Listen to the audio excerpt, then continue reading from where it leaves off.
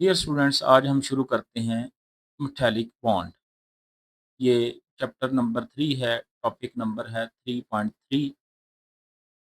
तो अगर आपने हमारा चैनल सब्सक्राइब नहीं किया तो सब्सक्राइब कर लिए जल्दी से, और घंटी के बटन को भी दबा दीजिए ताकि हमारी हर आने वाली वीडियो आप तक पहुंच जाए। आए इसमें से जो क्वेश्चंस हम करेंगे वो आपकी स्क्रीन के ऊपर दिए हुए हैं। इनको नोट फरमा लीजिए। क्वेश्चन है हमारा, वो है मेटालिक बॉन्ड की तारीफ करें। मेटल्स में मुस्बत चार्ज रखने वाले आयंस आज़ाद इलेक्ट्रॉन की वजह से एक दूसरे से जुड़े होते हैं। इनके दरमियान कशिश की कुव्वत मेटालिक बॉन्ड कहलाती है। मेटल में मुस्बत चार्ज रखने वाले आयंस इस वजह से जुड़े होते हैं, आज़ाद इलेक्ट्रॉन की वजह से एक दूसरे से जुड़े होते हैं। इनके दरमियान कशिश की कुव्वत को मेटालिक बॉन्ड कहते हैं। इन metal positively charge ions are bound to each other by free electrons.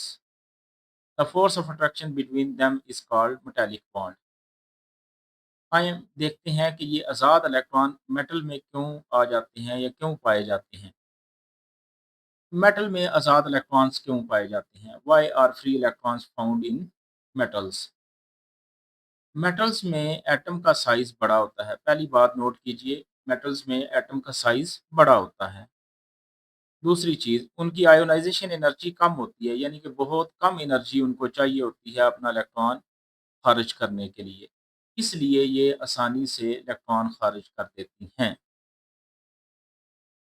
In metals atom have bigger size and their ionization energy is lower.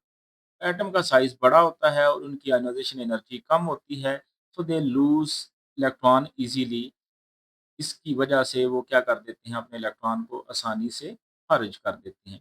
यहाँ पे मैंने एक मेटल दी है, एक नॉन मेटल है। तो आप देखेंगे कि मेटल का जो साइज़ है वो कितना है, 190 पिकोमीटर। और जो नॉन मेटल है क्लोरीन, उसका साइज़ कितना है, 79 पिकोमीटर। तो यहाँ पे जो न्यूक्लियस से अगर बाहर की तरफ देखें तो इलेक्ट्रॉन न्यूक्लियस से बहुत दूर है, जिसकी वजह से ये आसानी से क्या कर जाते हैं, निकल जाते हैं और मेटालिक आयन बनते हैं और फ्री इलेक्ट्रॉन्स बन जाते हैं। आए आए मेटालिक बॉन्ड को ज़रा तफसील से देखते हैं। सोडियम में मेटालिक बॉन्ड कैसे बनता है, आए देखते हैं। तो यहाँ पे आपको सोडियम एटम नज़र आ रहे हैं। ये 1 लाइन, 2 लाइनें, 3 लाइनें, ये सारे सोडियम एटम्स हैं। सोडियम एटम की बात करें तो इसके अंदर देखें, वैलेंस शेल में 1 इलेक्ट्रॉन है। तो ये क्या करता है, सोडियम अपने वैलेंस शेल के इलेक्ट्रॉन्स को खारिज कर देता है। अब जब ये अपने वैलेंस शेल के इलेक्ट्रॉन को खारिज करता है तो कुछ यूँ दिखता है। अब इसने इलेक्ट्रॉन खारिज कर दिए, अब हमारे पास 2 चीज़ें बन चुकी हैं।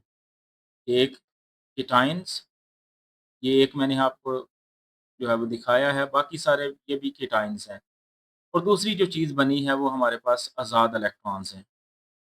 अब ये आज़ाद इलेक्ट्रॉन्स क्या करते हैं, ये सारे एटम्स के गिर्द घूमना शुरू कर देते हैं। तो मेटल में क्या होता है, केटायन्स यानी कि ये आपस में कैसे जुड़े होते हैं, आज़ाद इलेक्ट्रॉन्स की वजह से। ये जो आज़ाद घूमने वाले इलेक्ट्रॉन्स हैं, इनकी वजह से ये मेटालिक एटम्स या सॉरी आयन्स आपस में क्या कर जाते हैं, जुड़ जाते हैं। तो इनके दरमियान क्या बन जाता है, मेटालिक बॉन्ड बन जाता है। क्या बनता है इनके दरमियान, मेटालिक बॉन्ड। कैसे बनता है, आज़ाद इलेक्ट्रॉन्स की वजह से या फ्री इलेक्ट्रॉन्स की वजह से। आइए देखते हैं मैग्नीशियम में ये बॉन्ड कैसे बनता है। ये मैग्नीशियम मेटल आपको दिखाई हुई है। अब मैग्नीशियम के वैलेंस शेल में 2 इलेक्ट्रॉन्स हैं। अब मैग्नीशियम क्या करेगी, ये दोनों इलेक्ट्रॉन लूज़ कर देगी। अगर ये दोनों इलेक्ट्रॉन लूज़ करती है, तो अब देखें, ये दोनों इलेक्ट्रॉन इसने लूज़ कर दिए। अब अगेन 2 चीज़ें बनी हैं, देख रहे हैं। एक Mg+2 बन गया है, ये वाले जो आयन्स नज़र आ रहे हैं आपको, ये वाले जो आयन्स हैं, ये क्या हैं, Mg+2। और उसके बाद क्या हैं, यहाँ पे आपको नज़र आ रहे होंगे फ्री इलेक्ट्रॉन्स। तो ये Mg+2 आपस में जुड़ जाते हैं, किन की वजह से, फ्री इलेक्ट्रॉन्स की वजह से। तो इनके दरमियान जो फ़ोर्स आती है, उस फ़ोर्स को हम क्या कहते हैं? मेटालिक बॉन्ड, ठीक है? ये देख रहे हैं Mg+2 बन गए हैं और साथ क्या आ गए हैं? इलेक्ट्रॉन्स आ गए हैं फ्री। मेटालिक बॉन्ड की मजबूती का इन्हिसार किन बातों पर है? The strength of metallic bond depends on what? तो यहाँ पे 3 चीज़ें हैं जिनके ऊपर मेटालिक बॉन्ड की मजबूती का इन्हिसार है। पहली चीज़ क्या है? मेटालिक आयन पर चार्जेस की तादाद। आपने ऊपर देखा मेटालिक आयन पर चार्जेस की तादाद आती है, सोडियम के ऊपर 1 चार्ज आता है, मैग्नीशियम के ऊपर 2 चार्ज आते हैं। तो कितने चार्ज हैं मेटालिक आयन के ऊपर? पहली बात तो ये आपने नोट करनी है। दूसरी चीज़, मेटालिक एटम के आज़ाद करदा इलेक्ट्रॉन्स। तो ये एक ही चीज़ है, ज़ाहिर है अगर 1 चार्ज आ रहा है तो आज़ाद इलेक्ट्रॉन 1 होगा।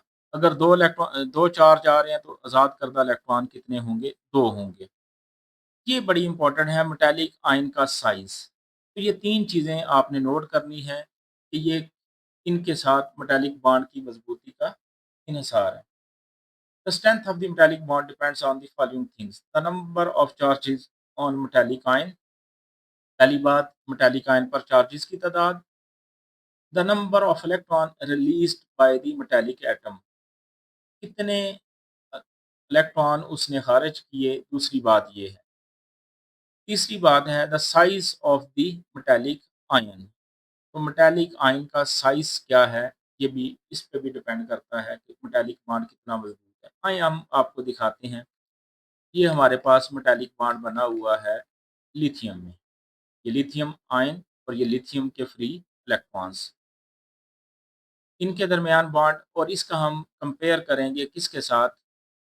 सोडियम के साथ। अब ये सोडियम का फ्री इलेक्ट्रॉन्स हैं और ये मेटालिक केटायंस नज़र आ रहे हैं आपको। अगर हम बॉन्ड की मजबूती की बात करें तो बॉन्ड किस में मजबूत होगा? बॉन्ड इसमें ज़्यादा मजबूत होगा, इसमें कम मजबूत होगा। क्यों? क्योंकि इसके केटायन का साइज़ देखें कम है, इसके केटायन का साइज़ बड़ा है। जितना केटायन का साइज़ कम होता जाएगा उतना ही मेटालिक बॉन्ड क्या होना शुरू हो जाएगा? मजबूत होना शुरू हो जाएगा। कि जितना केटायन का साइज़ बड़ा होगा उतना ही मेटालिक बॉन्ड कमज़ोर होगा। तो इसका मतलब है लिथियम के अंदर लिथियम के अंदर जो मेटालिक बॉन्ड होता है वो स्ट्रॉन्ग होता है।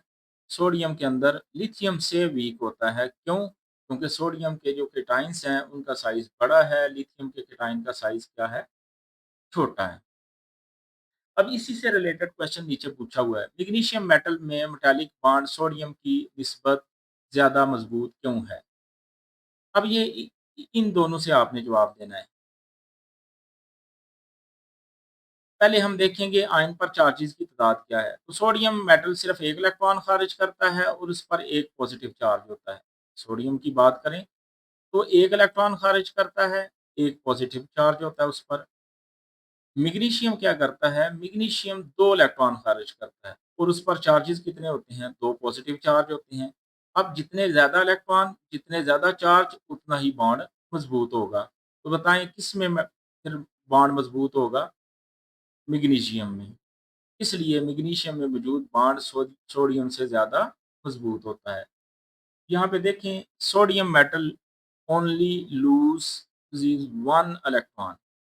सोडियम क्या करता है? 1 इलेक्ट्रॉन लूज़ करता है और कितने चार्जेस आते हैं? 1 पॉजिटिव चार्ज आता है। कैल्शियम कितने इलेक्ट्रॉन लूज़ करता है? 2 इलेक्ट्रॉन लूज़ करता है। कितने पॉजिटिव चार्ज आते हैं? 2 पॉजिटिव चार्ज आते हैं। इसलिए स बॉन्ड फिर किसमें ज़्यादा मज़बूत होगा? मैग्नीशियम में जो बॉन्ड है वो स्ट्रॉन्गर दैन सोडियम। ये आपने नोट कर लिया कि बॉन्ड की मज़बूती का इन्हिसार 3 फैक्टर्स पे है। तो हमने यहाँ पे देखना है कि पहला फैक्टर क्या है कि कितने इलेक्ट्रॉन खारिज करता है। दूसरी चीज़ देखनी है पॉजिटिव चार्ज कितने हैं। तो अगर किसी के इलेक्ट्रॉन कोई एटम ज़्यादा इलेक्ट्रॉन लूज़ करता है, उस पे ज़्यादा पॉजिटिव चार्ज आते हैं, तो उसमें जो बॉन्ड होगा वो मज़बूत होगा।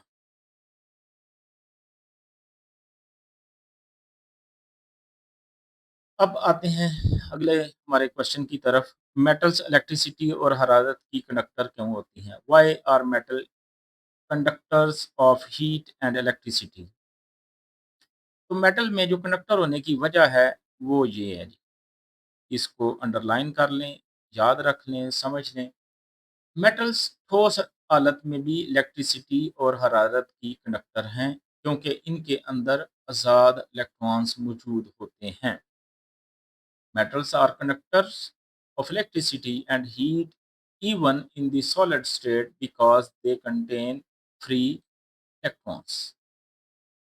मेटल आज़ाद इलेक्ट्रॉन रखने की वजह से हरारत और इलेक्ट्रिसिटी की क्या हैं, अच्छी कंडक्टर हैं। तो ये आपको जो क्वेश्चन है हमारा वो है मेटल चादरों और तारों में क्यों तब्दील हो जाती हैं? Why are metal transformed into sheets and wires? Metals में एटम कतार दर कतार एक दूसरे के साथ जुड़े होते हैं। ये आपको नज़र आ रहे हैं मेटल में एटम्स बिल्कुल लाइंस के अंदर जुड़े हुए हैं। अगर मेटल पर दबाव डाला जाए यानी कि इसके ऊपर प्रेशर लगाया जाए या इसके ऊपर कोई फोर्स लगाई जाए तो ऊपर वाली कितारें नीचे वाली कितारों पर फिसल जाती हैं। यानी कि मैं ये जो ऊपर की तारें हैं ये इस कितार के ऊपर क्या कर जाएँगी फिसल के आगे बढ़ जाएँगी, इसलिए मेटल को शीट्स और तारों में तब्दील किया जा सकता है।